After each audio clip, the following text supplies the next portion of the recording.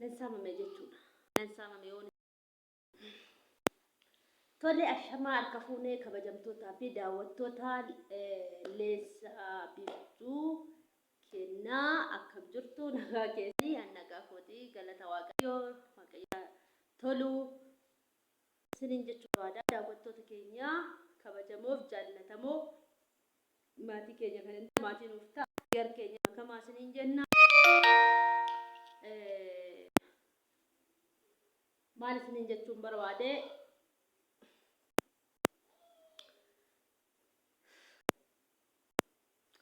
video kanan garaatti dhaggeeffadha. Of eeggannoo akkasiniif gootaniif jedheetanii video kanan gadhuma dhaggeeffadhee of eeggannoo godhaa sinin jechuu barbaada. Daawwattoota keenya maaltu ta'e seetanii nan saamame jechuudha. Mana kiyya saamame. Nan saamame jechuudha. Nan saamame yoon isiniin jedhu obboleettii tokkotu jira.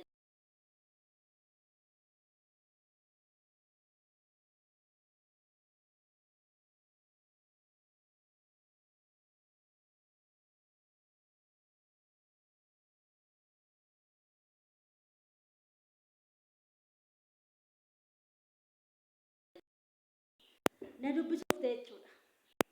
Gaafa ishiin na dubbisuu amma chaanaala kanarratti na ilaaluu dandeessi na arguu dandeessi. Na dubbisuu gaafa ishiin dhuftu ganamaan dhufte jechuudha.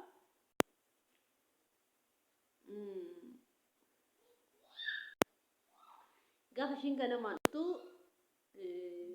cireenyaanne buna sunnee hundumaa nyutaanee gaafa ishiin cireellee badaa waan hin ta'u video hojjanne keenya ofii hojjadhee shiifis hojjanne yuubishi sirreessee fi natumi na reessii jettee chufanna dubbisuu dhufte sirreessee fi hundumaa xumurree gaggeessee waasee galte jechuudha. Deemte gaafa ishiin deemtu maallaqa ishiin natti kennite sana xarapheessaa kaa'e jechuudha. Gaafa xarapheessaarra bilbila koofaan video fuudheen yoon baadhee deeme innaa sana neetworkiin badaa miti yoon baadhee buna hedduu kanaan jechuudha. Mucaatti mana keessaa kireeffattuudha. Buna danfiste. Gaafa ishiin buna danfistuuni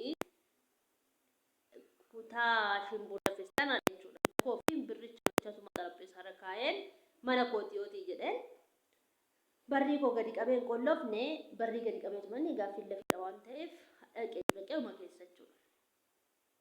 Gaafa dhaquu daqiiqa 5 ta'een gasha wayii guutaa laan guutu waan akkasiiti. Daqiiqa 5 guutu diizaayinii mucaan tokko gundoo masoobii itti nyaatamu akka bobiiti. Isumaan aannan dhufisana. Biddeena itti nyaataman keessa isaatti jechuudha. Tirii keessa kaaniitu isa na hojjete jettee nan galu fudhadhaa jettee gatii isaa walii gallee isa hojjechuudhaaf diizaayinii agarsiisaa jettee mucaa wayii diizaayinii agarsiisuudhaaf WhatsApp na ergite diizaayinii jedhu. Gaafa inni agarsiisuudhaaf yaadee fi bilbila fudhachuudhaaf dhufu bilbilli koos maallaqni sunis iddoo xarapheessaa keen kaasaniidha.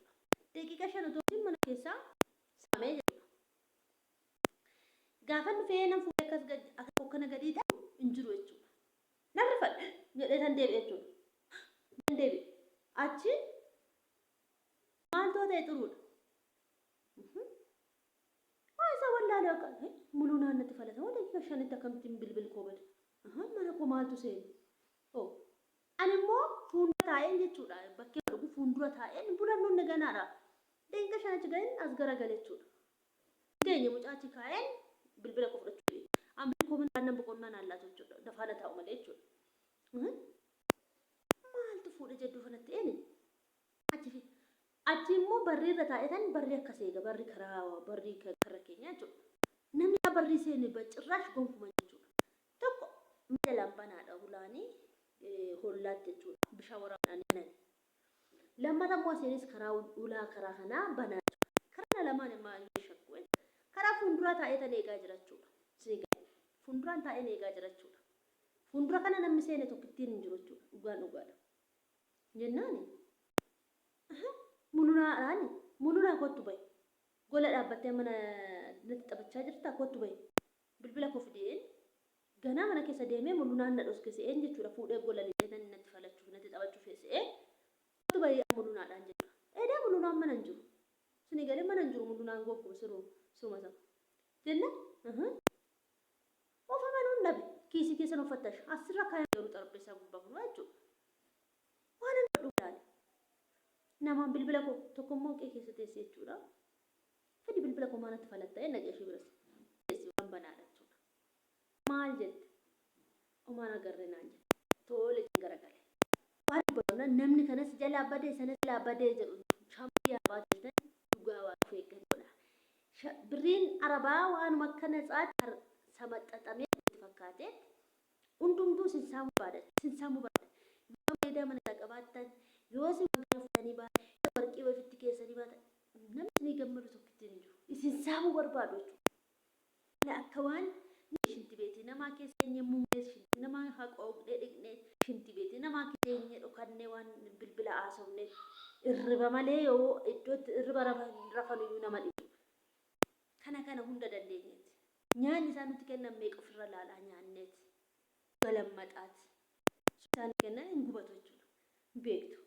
Kana hunda dandeenyeeti hojjetannee dhufna malee teenyee bashannannee miti. Warri nuu galu nuu gala. Hamma jennaan as garagalee akka fudhatee jiru shaxaallee gadammaa qunnamtii gadi nu rugguse argaana ni jige silaana as xaraphaa kaa'een bayyana. Baasaan waa jechuudha. Mul'unaatti dawwalaan mul'unaatti falatamu fuudhee baay'ee jedhee mul'unaatti walu birriin sana mucaan kanatti kennite sana meeqii kennite namni na gaggaafatu ture. Meeqa sii kennite 1000 ta'a 800 ta'a jettee na gaafachaa turte jechuudha. Dhuftee barrii kanarra geessee caammaa koo lakkaateetu ofirra garagaltee deemte jechuudha. Ashitti beetii lixee jechuudha. Kan bulaa dhufteen jedheetti qallate jettee deemte jechuudha. Kaanee sitti kolfaan boolla sii qoonfara. Ammoo asiinis cufeen galee mana koo qaccee ta'a. Namatti sinna kun barbaadu. Qophaa jiraatti yaa jedhu namni. Sidii gad dhugaa ergasii jechuudha. Barumsaa ta'ee galee mana koo ta'a jechuudha. Daaqqa. Akkasittiin bilbila kiyyanarraa fudhatanii na saamanii birriis kan mana kiraayii kan fuudhee sumatti dabalee nasirra kaa'eeyyuu isa narraa fudhatanii bilbila koo narraa fudhatanii sababbiin kana isinitti himuuf tokkoffaa yuubii keessa sana maa dhiiste chaanaala irratti maan hojjettu hunaan jecha turtan jechuudha. Chaanaalli koo immoo sababbii sanaatiif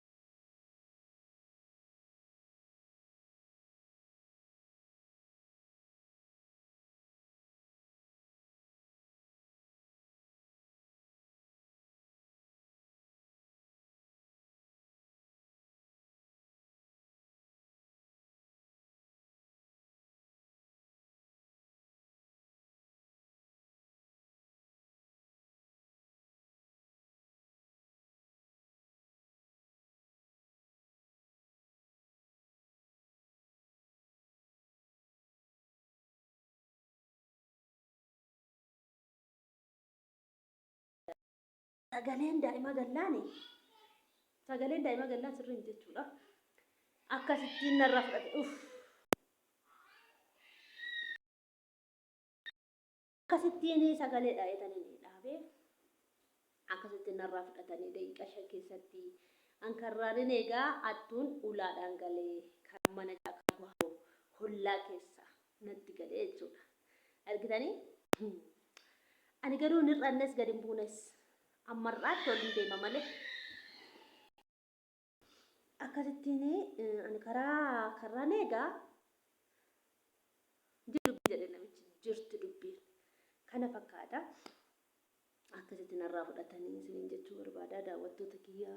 Ani garuu hin hir'annes uuman bitadhes ilmanti deebi'es amma dafaatii isinum gargaari wanti itti nagaa na guddaa isiniin jechuu barbaada.